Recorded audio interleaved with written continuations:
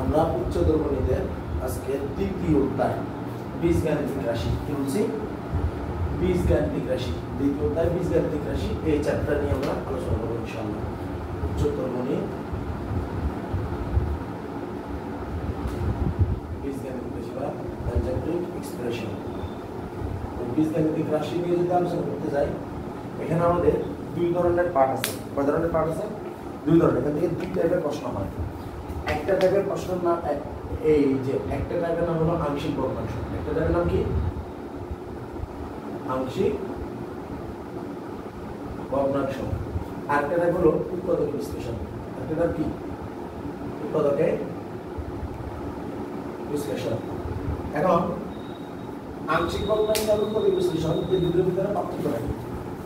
আংশিক ভগ্নাংশ আমরা ভগ্নাংশ নিয়ে কাজ করবো, আর উৎপাদক বিশ্লেষণ হলো যে আমরা আমাদেরকে নরমালি জানার মধ্যে যে আমরা উৎপাদক বিশ্লেষণগুলো করতাম, এখানে আমরা সেগুলো করবো না। এগুলো সাধারণত ভাগশেষ সমীকরণগুলো এবার আমরা উৎপাদক বিশ্লেষণ করবো।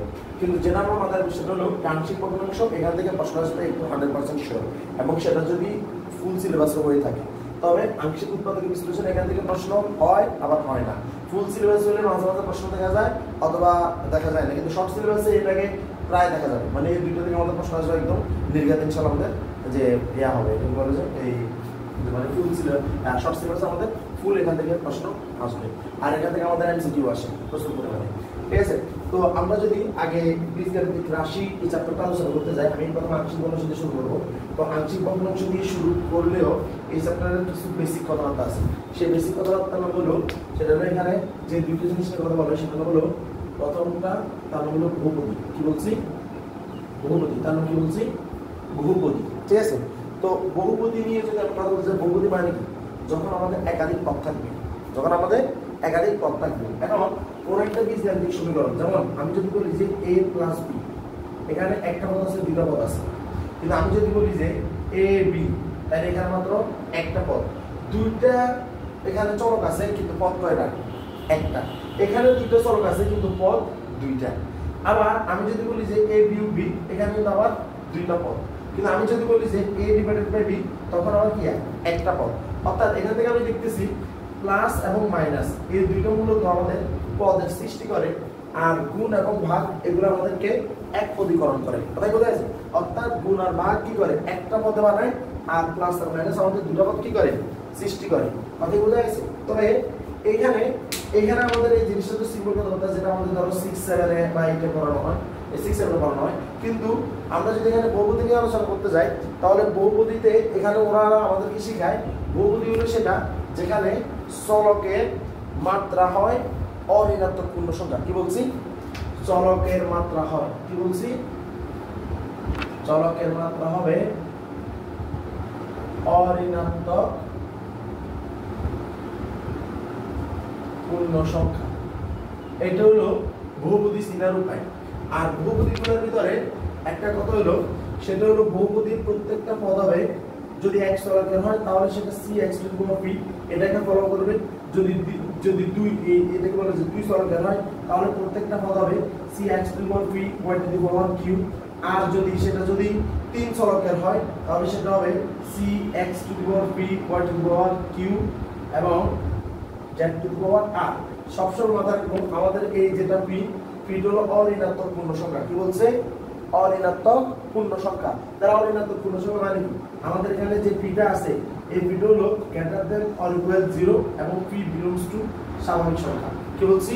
p greater than or equal 0 এবং p বিলংস টু কি? স্বাভাবিক সংখ্যা। মানে এই পিটা অবশ্যই পূর্ণ সংখ্যা হতে হবে। অঋণাত্মক বলতে এটা বোঝায় যে এটা 0 হইতে পারে, কিন্তু কেন? কারণ 0 কিন্তু একটা 9 ধনাত্মক 9 ঋণাত্মক। 0 কি? 9 ধনাত্মক 9 ঋণাত্মক। তাহলে আমাদের এখানে পিটা হবে 0 থেকে বড় এর সমান, কিন্তু পিটা অবশ্যই স্বাভাবিক সংখ্যা হতে হবে। তাহলে এখানে যে পাওয়ার আছে p আর q, এখানে p q হতে হবে 0 থেকে বড়, এবং p q দুটোই হতে হবে কি? বিলংস টু স্বাভাবিক সংখ্যা। আর এখানে যে তিনটা আছে p q r, এবং তিনটাই হতে হবে 0 থেকে বড়, এবং p q r এই তিনটাই হতে হবে কি? বিলংস টু n, স্বাভাবিক সংখ্যা হতে হবে। কথা বোঝা গেছে? এখন এগুলো আমরা কেমন শিখব? যেমন আমি যদি বলি, আমি একটা সূত্র দিই। সূত্রটা হলো ধরলাম a plus b whole square, a square plus 2ab plus b square। এই জায়গাটা কি দুই পদের বিস্তৃতি না, এটা দুইটা পদ আছে, দুইটা পদকে আমি সূত্র দিলাম 2 এর, তাহলে এখানে কি হলো এখানে তিন পদের বিস্তৃতি হচ্ছে। তাহলে a স্কয়ার কিভাবে ফলো করতেছে, a স্কয়ারটা মূলত a স্কয়ার এইটা মূলত এটা বোঝাচ্ছে যে c a to the power p আর y টু এই যে এটা কি বলে যে b এর ক্ষেত্রে হলো b টু দি পাওয়ার 0, যেখানে এর পাওয়ার হলো 2 আর c হলো মূলত কত 1, তাহলে এটা দাঁড়াচ্ছে 1 a স্কয়ার ইনটু কত 1, আলটিমেটলি এটা a স্কয়ার বুঝা গেছে।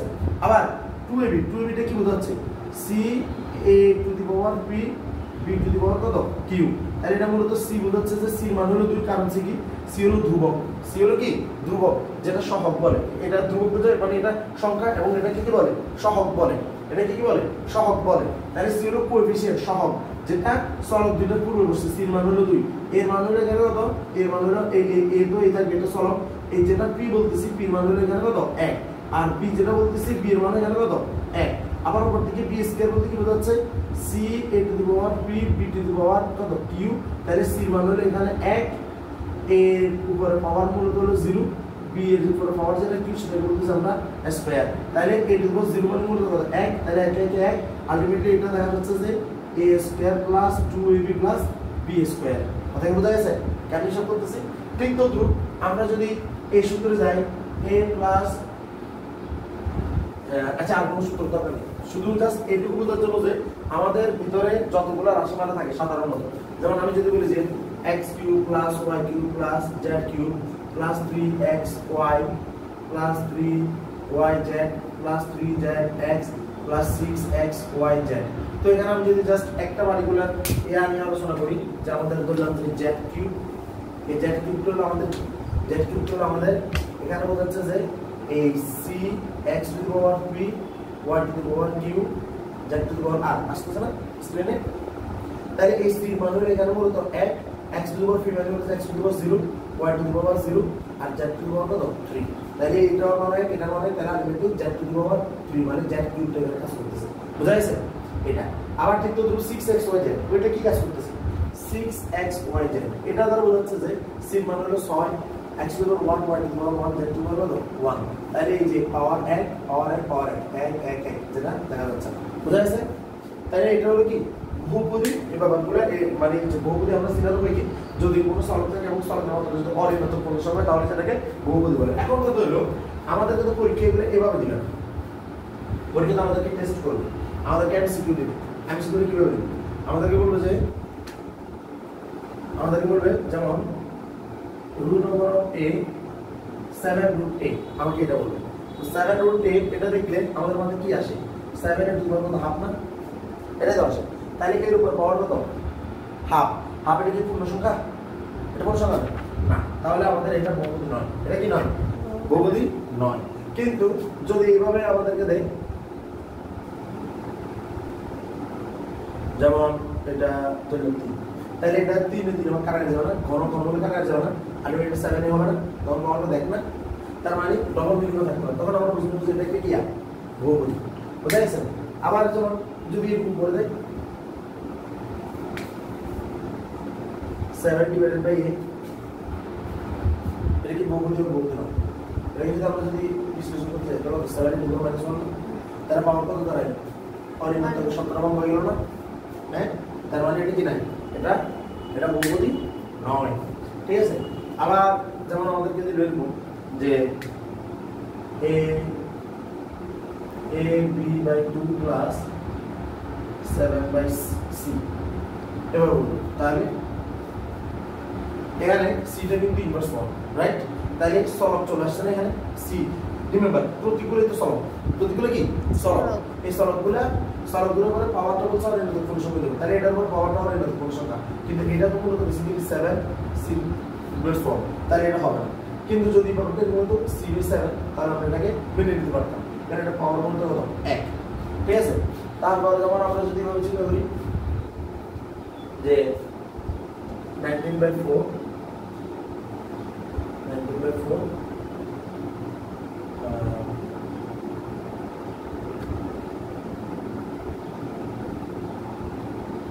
এটা আমরা যদি এটার কথা বলি, এটা কি বহুপদী বহুপদী নয়।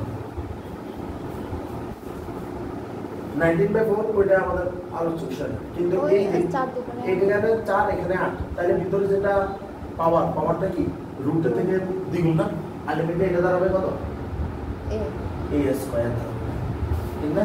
কারণ যে কোনো কিছু পাওয়ার এটা যদি n হয়, এটা যদি n হয় মূলত এটা কি বোঝায় n ডিভাইডেড বাই n না, তাহলে এটা বলতে কত দাঁড়াচ্ছে এর কত 4 না, কারণ এটা তো আমি 4 বলছি আর এটা কত বলছি 8 বলছি, তাহলে এটা দাঁড়াচ্ছে a স্কয়ার। এটা বোঝাইছে? এখন আমরা যদি আমাদের মেইন বই পদ্ধতি টেক্সট পদ্ধতি যদি আমাদের এখানে পদ্ধতিটা একটু মধ্যে নাই হায়ার মেথড, তাহলে আমরা দেখব যে এখানে প্রচুর পরিমাণে কি আছে, এখানে প্রবলেম আছে। আমাদেরকে বলছেন এর মধ্যে বহুপদী আর এর মধ্যে বহুপদী নয়। যেমন এখানে কাজ আছে কিছু,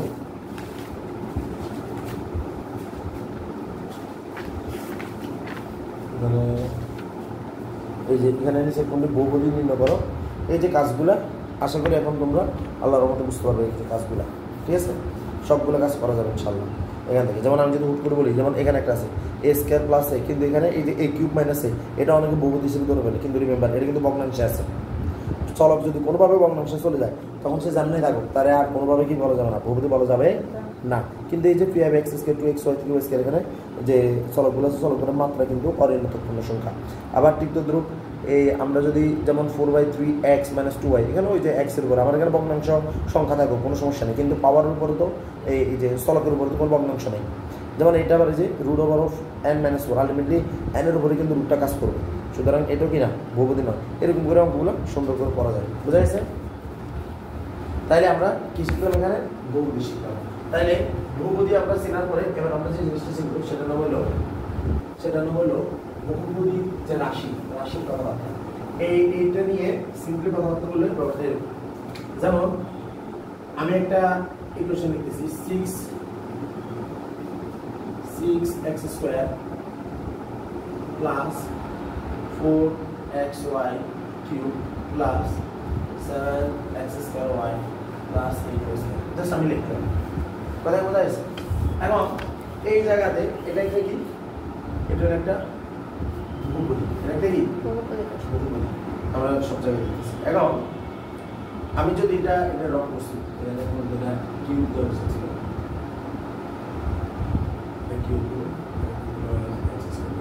যদি আমি সবগুলোর কথা বিবেচনা করি, আমি বাদ দিলাম, আচ্ছা সবগুলো যদি বলি x³ plus 3x² plus 3x² plus y², এটা একটা বহুপদী। প্রত্যেকটা সূত্র কি বহুপদী, ঠিক আছে? সূত্রগুলা সম্পূর্ণ আদর্শ সমীকরণটা মেনটেন করে। এখন এখানে আমরা যদি এই ইয়াটার দিকে তাকাই, এটা দিয়ে আমাদের আসলে অনেক কিছু এখন সলভ করার সময় প্রথম কথা হলো যে এটাও বহুপদী সম্পূর্ণ সত্তরটা আমরা ফিল আপ করছি, তাহলে একটা বহুপদী সমীকরণ। আর এই বহুপদী সমীকরণে এখানে x এবং y দুইটা চলক আছে, কয়টা চলক আছে? দুইটা চলক। তাহলে আমরা এটাকে দুইভাবে বলতে পারি। আমরা বলতে পারি এটা ফাংশন অফ xy, বা অথবা আমরা বলতে পারি এটা প্রোডাক্ট অফ xy। কথা কি বোঝা গেছে? দুইটা আমরা বলতে পারি এটা। এখন এটাকে যদি xy দুইটারে বলি, আমাদেরকে এটাকে একটা কম্বিনেশন দিতে হবে। কম্বিনেশনটা কি? সেটা হলো যেহেতু এখানে চলক দুইটা, আবার আমি যদি এখানে একটা ইকুয়েশন লিখি x³ plus 3x² plus 4x plus 7, এরকম একটা লিখলাম। যেমন এটা হলো জাস্ট ফাংশন অফ x অথবা প্রোডাক্ট অফ x, ঠিক না? তাহলে এখানে চলক দুইটা, এখানে চলক কয়টা? একটা। তো এগুলা লেখার নির্দিষ্ট উপায় এটা হলো যে যখন আমার এই জায়গাটাতে এটাকে আমি আগে আইডেন্টিফাই করব, যেটাকে আমি কি x চলককে প্রাধান্য দিয়ে এই ইকুয়েশন হিসাব করব, না y চলককে প্রাধান্য দিয়ে ইকুয়েশন হিসাব করব। যেমন এটার ক্ষেত্রে আমি ধরি এটার এখানে শুধুমাত্র একটা চলক, কয়টা চলক? একটা চলক। তাহলে এখানে আমি বুঝতে পারতেছি এটা সম্পূর্ণ x চলকের রাশি। x চলকের রাশিতে এখান থেকে আমরা যদি দেখি এখানে x এর চলক এই যে পাওয়ার হলো 3, এখানে হলো 2, এখানে 1, এখানে কত? পিছনে মানে x এর পাওয়ার কত? 0। এটা মূলত এটা না। এখন এগুলো লেখার নিয়ম হলো যে সর্বোচ্চ মাত্রা যেটা ওইটা নাম হলো, ওটাকে বলতে হবে যে কোনো বহুপদীর মুখ্য পদ। কি বলতে হবে? মুখ্য পদ। আর যেখানে মাত্রাটা 0 ওটাকে বলতে হয় ধ্রুবপদ। এটা কি বলতে হয়? ধ্রুবপদ। এটাকে আর একটা বলেন সেটা হলো চলক পরিচিত। এটা হলো কি চলক পরিচিত কথা কি বোঝা গেছে তো এটা আমার মুক্ত পদ বলে এখন এইটা হলো মুখ্য পদ এটা হলো ধ্রুবপদ এখন আমি যদি এই জিনিসটা যেমন এরা কিন্তু জাস্ট বহুপদী ওরা বহুপদী কি বিভিন্ন পদ কিন্তু এরা কোনোভাবে মুখ্য পদ বা ধ্রুবপদ তৈরি করতে পারবে না আর ইকুয়েশনটাকে আমরা মানে কিসের সমীকরণ বলবো এটা ডিটারমাইন করবো ওই মুখ্য পদের উপর পাওয়া দেখতেছি 3 তাহলে আমরা এটা বলবো ত্রিমাত্রিক সমীকরণ আর আজকে যদি যেমন এটা যদি এরকম হতো যে পাওয়ার যদি এটা 2 হতো তখন এটাকে বলতাম যেমন আমি যদি এটাকে বাদ হিসাব করি এটাকে আমরা বলবো এটা কি দ্বিপদী সমীকরণ ঠিক আছে দ্বিঘাত সমীকরণ এটাকে বলবো দ্বিঘাত সমীকরণ এটাকে বলবো ত্রিঘাত সমীকরণ বুঝা গেছে এখন যেমন এইটাকে আমরা ডিরেক্টলি বলতে পারবো না এটাকে আমরা বলতে পারবো এভাবে যদি আমি x চলকের রাশি ধরি তাহলে আমরা বলতে হবে এটা হলো আমাদের সেই মুখ্য পদ আর আমি যদি y চলক দিছি তাহলে এটা হলো কি মুখ্য পদ কথা কি বোঝা গেছে আর এখানে আমরা এবার একটা জিনিস দেব সেটা কি x এর মাত্রা 3 এখানে দেখা যাচ্ছে যে x এর মাত্রা 2 এখানে দেখা যাচ্ছে x এর মাত্রা 1 আর এখানে দেখা যাচ্ছে যে x এর মাত্রা কত 0 ঠিক আছে আবার ঠিক তো y এর এখানে y এর মাত্রা কত 0 y এর মাত্রা 1 y এর মাত্রা 2 y এর মাত্রা কত 3 তাহলে এখান থেকে আমরা একটা জিনিস দেখতেছি যদি চলক যদি আমাদের দুইটা হয় চলক কয়টা হয় দুইটা হয় তাহলে সেক্ষেত্রে আমাকে এখানে একটা রুলস ফলো করা হবে সেটা কি যে চলককে আমি প্রথমত ধরব ওই চলকের মাত্রা সর্বোচ্চ থেকে সর্বনিম্নের দিকে যাবে আর যে চলককে আমি সেকেন্ডে ধরব তার মাত্রা সর্বনিম্ন থেকে সর্বোচ্চ দিকে যাবে কথা কি বোঝা গেছে ওকে আর যদি আমার যদি তিনটা হয় চলক তবে সেক্ষেত্রে আমি কি করব তিনটাকে প্রাধান্য দেব x Q plus y Q plus z Q এরকম করে আমি জিনিসগুলোকে কি করব আগাবো তখন সেক্ষেত্রে ফলো করব সাধারণত তিনটা চলক করে এটার একটা মান আছে হলো যে a b c a b b c c a কথা বোঝা যাচ্ছে x y দিলে x y z x y y z z x ওই রুলসটা আমি কি করব কেন ফলো করব এখন এই ব্যাপারটাকে যদি আমাদের যদি বলা হয় যে এটা শুধুমাত্র x চলককে কি মানে x চলককে মানে প্রদান করে যদি আমি যদি এটা যদি সমীকরণ চলে x cube plus 3x square plus 3x plus এখানে কত দিব 1 দিব কত দিব 1 দিব তাহলে বলতে y কিউব দিলে তখন কি করব y cube plus 3y square plus 3y plus 1 বুঝা গেছে এবার আমরা কাজ করতে পারবো এখন এখান থেকে আমরা আরেকটা জিনিস জানবো সেটা হলো কি এটা হলো সবচেয়ে বেশি ইম্পর্টেন্ট এটা এখন দুই নম্বর কথা এটা আলাদা আসসালামু আলাইকুম আমরা বীজগণিত রাশি উচ্চতর গণিতের দ্বিতীয়টা একটা টপিক করব ইনশাআল্লাহ এখন এর নাম হলো সমমাত্রিক তারপর হলো যে চক্রক্রমিক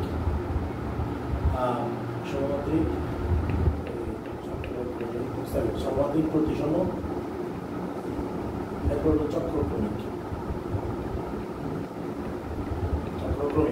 এই তিনটা কনসেপ্ট শিখব ইনশাআল্লাহ সমমাত্রিক মানে দুনিয়াতে আমরা যখন সূত্র শিখছিলাম যে a + b whole square a square plus 2ab plus b square এই সূত্রগুলো দিয়ে ব্যাপারটা আমরা বুঝে নিই a cube plus b square b plus 3ab square plus b cube এখানে যদি দেখি সমমাত্রিক বলতে বোঝায় প্রত্যেকটা পদের মাত্রা সমান থাকতে হবে কি বলছি প্রত্যেকটা পদের মাত্রার মান সমান থাকতে হবে এখানে চলকের মাত্রা কত 2 এখানে চলকের মাত্রা কত 1 1 কত যোগ করলে কত 2 না এখানে কিন্তু a আর b কে কাউন্ট করা মানে আলাদাভাবে কাউন্ট করা হচ্ছে a আর b দুটোই তো চলক ঠিক না কারণ বিলম্ব রাশির মানের উপরে তো নির্ভর করতেছে যে এই সমীকরণের মান তার মানে a এর মাত্রা 1 এবং b এর মাত্রা 1 তাহলে 1 1 কত 2 না তাহলে আমাদের পদের মাত্রাটা ইম্পর্টেন্ট এটার মাত্রা পদের মাত্রা 2 এর পদের মাত্রা 2 b স্কয়ার এখানে পদের মাত্রা কত 2 তাহলে এই যে রাশিটাকে আমরা বলবো কি সমমাত্রিক রাশি কি রাশি বলবো সমমাত্রিক রাশি এখানে পদের মাত্রা কত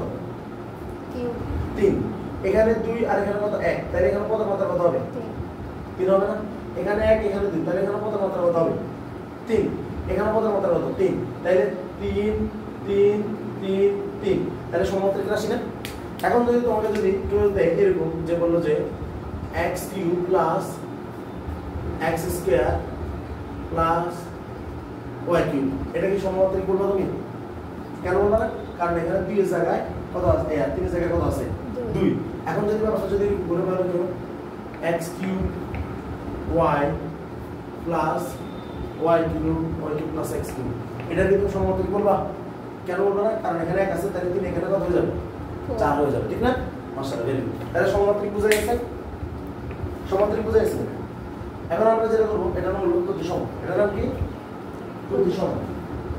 প্রতিসমটা প্রতিসম যদি করি আমরা দুইটা জিনিস রাখি, একটা রাখতেছি। আচ্ছা, প্রতিসমকে আমি আগে বলে রাখি, আমাদের এখানে তিনটা প্রতীক নিয়ে কাজ করে, এক্স ওয়াই জেড। প্রতিসমটা হলো এক্স এর জায়গায় ওয়াই বসাবো আর ওয়াই এর জায়গায় এক্স বসাবো। কি বলছি? এক্স এর জায়গায় ওয়াই, ওয়াই এর জায়গায় এক্স। যদি এই পরিবর্তনের কারণে জেড জেডের মতো থাকে, এই পরিবর্তনে যদি সমীকরণের কোনো পরিবর্তন না হয় তবে সেক্ষেত্রে এটা প্রতিসম। যদি পরিবর্তন হয় তাহলে সেটা প্রতিসম নয়। আমরা যদি নির্ণয়ের একটা উদাহরণ দেখি প্রতিসম রাশিতে, সেটা হলো যেমন X square plus Y square plus Z X square Z square X Y plus Y Z plus Z X. আমরা এটাই দেখি এক্স এর প্রতিসম কি মানে প্রতি মানে এক সম মানে সমান, মানে একটার সমান একটা। এক্স এর জায়গায় ওয়াই বসাবো, ওয়াই এর জায়গায় এক্স কে বসাবো। তাহলে এক্স এর জায়গায় ওয়াই বসাই ওয়াই স্কয়ার, ওয়াই এর জায়গায় এক্স বসাই এক্স স্কয়ার। আর জেড স্কয়ার এর কোনো চেঞ্জ নাই। এক্স এর জায়গায় ওয়াই হবে, ওয়াই এর জায়গায় এক্স হবে, এক্স এর জায়গায় ওয়াই, ওয়াই এর জায়গায় এক্স। তারপরে এখানে ওয়াই এর জায়গায় হবে এক্স আর এখানে এক্স এর জায়গায় হবে কত ওয়াই। আর যেমন আছে জেড জেড এর মতো আছে প্লাস প্লাস জেড জেড এর মতো। এখন আমরা যদি এটা যদি দেখি এই রাশিটা আগের মতো আছে কিনা, ওয়াই স্কয়ার আগে আছে না, আছে না? এটার আগে প্লাস এটার আগে প্লাস, ঠিক তো রাশি। এক্স স্কয়ার এর আগে প্লাস, এখন এক্স স্কয়ার প্লাস, ঠিক আছে? জেড স্কয়ার আগে আছে তা এটা এক্স ওয়াই এর আলটিমেটলি এক্স ওয়াই এর আগে প্লাস আছে, এক্স ওয়াই এর আগে প্লাস মিলেছে না? এটা মূলত জেড এক্স এর আগে প্লাস আছে, Z X plus plus plus মিলেছ Y Z plus Z Y এটাও সেম। তার মানে এটা একটা প্রতিসম রাশি, এটা কি রাশি? প্রতিসম রাশি। কিন্তু যদি ইকুয়েশনটা এখন এরকম হয় X square minus Y square plus Z X Z square minus X Y minus Y Z plus Z X, তাহলে এরকম। তাহলে এখন আমরা আবার চেঞ্জ করব। চেঞ্জ করলে কি হবে? আগের মতো Y square X square Z square X Y হবে কত ওয়াই আর ওয়াই হবে এক্স, ওয়াই হয়ে যাবে এক্স আর জেড জেড এর জায়গায় জেড জেড এর জায়গায় এক্স হবে ওয়াই। তাহলে এখন যদি আমি যদি এখানে এটা বসে, এইটা এক্স এর জায়গায় এখন ওয়াই বসেছি, ওর আগে প্লাস ছিল প্লাস, এর আগে মাইনাস, এখানে মাইনাস হবে। এই রাশির আগে প্লাস, তাহলে এটা তো প্লাস, এটার আগে মাইনাস ছিল, এর রাশির আগে মাইনাস, এর রাশির আগে মাইনাস ছিল মাইনাস, এর রাশির আগে প্লাস ছিল প্লাস। এখন আবার আমরা দেখি যে আমার কি আগে কি মাইনাস এক্স স্কয়ার ছিল না? ছিল না।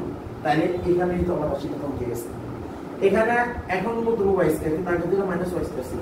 তাহলে এই জায়গাতে কি হয়েছে? মানে জাস্ট আমি একটা পদ্ধতি দেখে গেলাম যে আমার সমীকরণের মানটা চেঞ্জ হয়ে গেছে।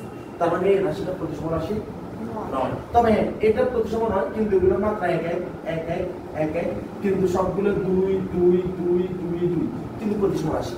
মানে এটা এমন একটা রাশি যেটা সমমাত্রিক কিন্তু প্রতিসম নয়। এটা এমন একটা রাশি যেটা প্রতিসম এবং সমমাত্রিক দুইটাই। বোঝা গেছে? এখানে এটা জানার পরে এবার যেটা করব সেটা হলো চক্রক্রম। এটা নাম কি? চক্রক্রম। ঠিক আছে? চক্রক্রমের জন্য আমরা কি করব? চক্রক্রমিক মানে কি? চক্রাকারে করব। সেটা কি করব? x y z, x এর জায়গায় y বসাবো, y এর জায়গায় z বসাবো, z এর জায়গায় x বসাবো। বোঝা গেছে? কি বলছি? x এর জায়গায় y, x এর জায়গায় y আর y এর জায়গায় x হলে কিন্তু প্রতিসম হয়ে যাবে। একটা করতে x এর জায়গায় y, y এর জায়গায় z, z এর জায়গায় x, এটা বসাবো। তাহলে এখন যদি এটা বসাতে যাই, তাহলে আসেন আমাদের যে রাশি যে দুটো নিয়ে আমরা কাজ করছিলাম ওই দুটো নিয়ে, কারণ এই দুটো খুলে আলাদা কাজ হয়ে যায়। আমরা আগে মতো কি যে X square plus Y square plus Z square plus X Y plus Y Z plus Z X, এখানে একটা বিন্দুতে আসলে কি পুরো বিন্দুতে আসলে পুরো লেখা নাই। তাহলে আমরা নিচ থেকে লিখি X square minus Y square plus Z square minus X Y plus Y Z minus Z X, এবার দিলাম। ঠিক আছে? এবার এটা দিলাম। আসেন আমরা আবার এক্স এর জায়গায় ওয়াই বসাই। এক্স এর জায়গায় ওয়াই বসালে হবে ওয়াই স্কয়ার, ওয়াই এর জায়গায় জেড বসালে হবে জেড স্কয়ার, জেড এর জায়গায় এক্স বসালে হবে এক্স স্কয়ার, এক্স এর জায়গায় ওয়াই, ওয়াই এর জায়গায় জেড, ওয়াই এর জায়গায় জেড, জেড এর জায়গায় এক্স, জেড এর জায়গায় এক্স, এক্স এর জায়গায় ওয়াই। বুঝলাম না? তাহলে আসেন আগে নিতে এই রাশিটা আগে ছিল এক্স স্কয়ার, আসেন এক্স স্কয়ার এখানে আছে, তাহলে একটা হয়ে গেল। তারপরে এই রাশিটা আগে ছিল ওয়াই স্কয়ার, এখন ওয়াই স্কয়ার আছে না? আছে, এটা এটা গেল। এখানে ছিল জেড স্কয়ার, জেড স্কয়ার আছে না? আগে ছিল এক্স ওয়াই, এক্স ওয়াই এখানে আছে না? আছে, প্লাস প্লাস ঠিক আছে। ওয়াই জেড আছে না? জেড এক্স আছে না? তাহলে একটা জিনিস খেয়াল করেন, মাত্রা কিন্তু সব জায়গায় 2, ঠিক না? x y মানে এক একে 2, মাত্রা তো 2। তাহলে এই রাশিটা চক্র, এই রাশিটা সমমাত্রিক, রাশিটা আবার প্রতিসম, কারণ আগে দেখছিলাম x এর জায়গায় y বসাইলেও কিন্তু ইকুয়েশনটা চেঞ্জ হয় না। তাহলে এটা প্রতিসম রাশি, আবার এটা চক্রক্রমিক রাশি, ঠিক আছে? এবার এখানে আসি, এখানে এই রাশিটাকে আমরা দুইটা কাজ করি। আচ্ছা, একটা কাজ করি, আগে x এর জায়গায় y বসাই, y এর জায়গায় z বসাই, z এর জায়গায় x বসাই, মাইনাস x এর জায়গায় y, y এর জায়গায় z, y এর জায়গায় z, z এর জায়গায় x, মাইনাস z এর জায়গায় x, x এর জায়গায় y, ঠিক আছে? এটা আগে মাইনাস y স্কয়ার ছিল, এখন y স্কয়ার প্লাস, তাইলে তো বুঝা গেছে রাশিটা চক্রক্রমিক না।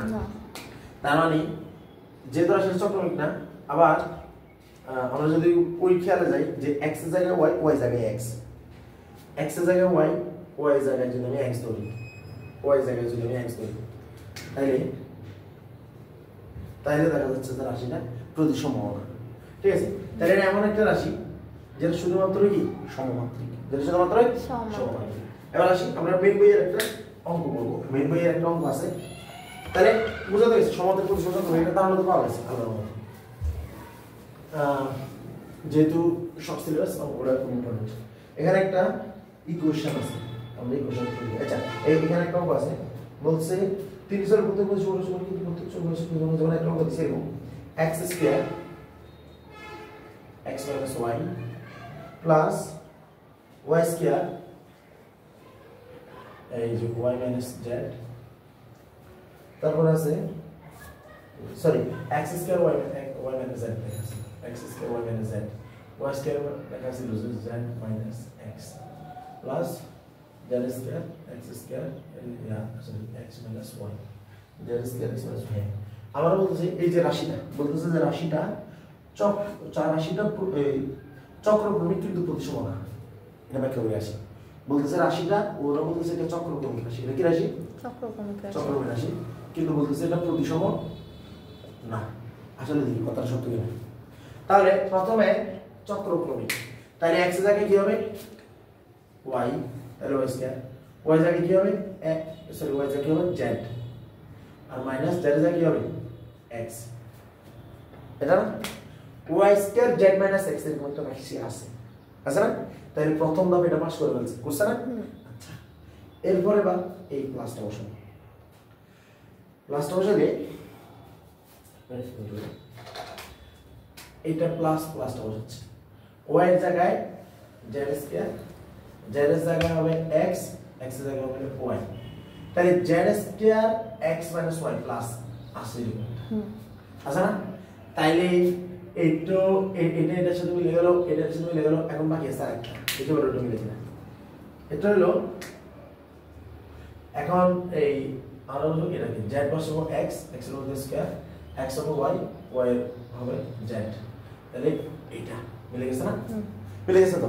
তাহলে এটা চক্রক্রমিক, এটা আমরা উপলব্ধি করলাম। আবার আমরা যদি একটু মাত্রা দেখি, মাত্রা 2 1 1, এখন এই মাত্রাটা এখানে গুণ না, এই মাত্রাগুলো কি গুণ? তাহলে এইটার মূলত মাথা রাখতে হবে a r প্লাস b, এই বহুপদীর মাত্রা 1 কিন্তু a b এটার মাত্রা কিন্তু 2, বুঝা গেছে? আবার a বাই b মাত্রা কিন্তু হলো 0, কথা ক্লিয়ার? এটা কিন্তু খেয়াল রাখতে হবে। তাহলে এখানে আবার একটা জিনিস যদি আমরা দেখি, সেটা হলো এই যে মাত্রা এখানে 2 আর এখানে 1, তার মানে কত? মাত্রা কত? 3, 2 আর কত? এটা 1, তার কত? 3, 2 1 3, তার মানে এটা সমমাত্রিক এবং চক্রক্রমিক। কিন্তু বইতে বলতেছে এটা প্রতিসম নয়, তার প্রতিসমটা একবার জানা দেখতে হবে। প্রতিসম মানে কি? x এর জায়গায় y, y এর জায়গায় x, এটা বসাতে হবে। আচ্ছা, x এর জায়গায় y, y এর জায়গায় x দিতে আমরা করছি অলরেডি, ঠিক না? আমরা এবার একটু চেঞ্জ করি, আমরা এবার দিয়ে ধরলাম যে y এর জায়গায় আমরা z বসাবো, z এর জায়গায় আমরা কি বসাবো? y বসাবো। এটা আমরা ইউজ করি, তাহলে দেখি, তাহলে মূল প্রশ্ন বলতে এটা, তাহলে মূল প্রশ্নে আমরা দেখো x হয়ে যাবে কি x জানলে সেটা আমরা দেখব x স্কয়ার এর জায়গায় x থাকবে। আমি বলতেছি y এর জায়গায় আমি z বসাবো, তাহলে y এর জায়গায় যদি আমি z বসাই তাহলে দিলাম z, আর বিয়োগ z এর জায়গায় কি বসাবো? তাহলে y এর জায়গায় যদি z হয় তাহলে z এর জায়গায় কি বসবো? y না, y এর জায়গায় কত বসবে? এই z জায়গায় y বসবে এখন x square z minus y এটাকে আসলে এখানে আসলে কোথাও একটা ধরে, কারণ আমরা x স্কয়ার দেখতেছি y মাইনাস z আর z মাইনাস y তো কোনো রাশি নাই এখানে, তার মানে প্রথম দফায় এই রাশিটা যে প্রতিসম নয় এটা প্রমাণ হয়ে গেছে, তাহলে পুরোটা তো আর করার দরকার নেই। এবার আসো আমাদেরকে একটা কাজ দিয়েছে ওই মেনবির কাজটা আমরা প্রমাণ করি। তোমাদের কাছে প্রশ্নগুলো করে ফেলো, এগুলো আরো সহজ লেখা আছে এবং যে x বাই y প্লাস আমার x আর লেমডার মতো কিছু না, x by y y by z plus z by x। আমরা বলতে রাশিটা প্রতিসম নয় কিন্তু চক্রকোণ, এটা ক্ষেত্রে বলছে রাশিটা প্রতিসম নয় কিন্তু চক্রকোণ। তাহলে আসি প্রথমে এটা কেন প্রতিসম নয়, এটা এটা এটা এক্সপ্লেন করে ট্রাই করি। এটা কেন প্রতিসম নয়, তাহলে প্রতিসমের জন্য কি বলছি, প্রতিসমের জন্য বলছিলাম যে x এর জায়গায় y বসাবো, y এর জায়গায় x বসাবো, ঠিক আছে। যে কোনো একটা ধরে হয়, আমি y কে ধরে করতে পারি, ঠিক আছে, আবার y z এরকম করে করতে পারি। আচ্ছা প্রত্যেকটা তো করছি, একটা করে নিই, সেটা কি x এর জায়গায় z বসে, z এর জায়গায় x বসে, এরকম দেখি আসলে ব্যাপারটা, দেখি এটা কি হয়। আচ্ছা এই ওরা কিন্তু এটা এভাবে করতো, মানে একটা অন্তর একটা এভাবে দিত মাইন্ড বইয়ে, সুতরাং আমি চেঞ্জ করলাম না মাইন্ড বইটা। তাহলে আমার x এর জায়গায় y, x এর জায়গায় আমি y বসালাম, y এর জায়গায় x বসালাম, y বাই x এখানে কোথাও আছে না, তাহলে এইটা লিখলে তো শেষ। তাহলে বুঝে গেছে এটা প্রতিসম নয়, তাহলে এটা এখানে শেষ। এখন হলো চক্রক্রমিকে বলতে বলছে কি এটা প্রতিসম নয় কিন্তু চক্রক্রমিক, তাহলে প্রতিসম নয় বুঝে গেছি, কারণ y বাই x এখানে কোথাও নেই, সুতরাং এই ভ্যালুটা আমাদের দরকার নেই। এবার হলো আমরা x এর জায়গায় y বসাবো, y এর জায়গায় z বসাবো, x এর জায়গায় y, y এর জায়গায় z আর z এর জায়গায় x বসাবো। তাহলে x এর জায়গায় y, তাহলে x এর জায়গায় y বসাইলাম, y এর জায়গায় z, তাহলে y বাই z আছে নি? আছে, প্লাস প্লাস মিলে গেছে না?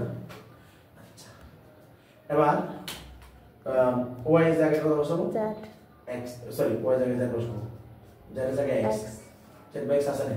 আছে, আগে প্লাস মিলে আছে না? এবার বসাবো z এর জায়গায় x, x এর জায়গায় y, প্লাস x y মিলে আছে না? তাহলে পুরো রাশিটা আগের মতো আছে না? আল্লাহর রহমতে এটা প্রতিসম রাশি। আবার এই সরি প্রতিসম রাশি না, এটা চক্রময় রাশি, আমাদের মেন বইয়ের কথা প্রমাণিত, বুঝা গেছে? তাহলে এটা আল্লাহর রহমতে কমপ্লিট।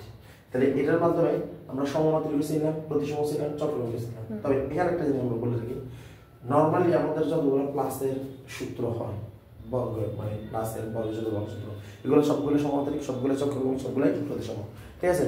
তাহলে আমাদের ভিডিওটা করতে পারো।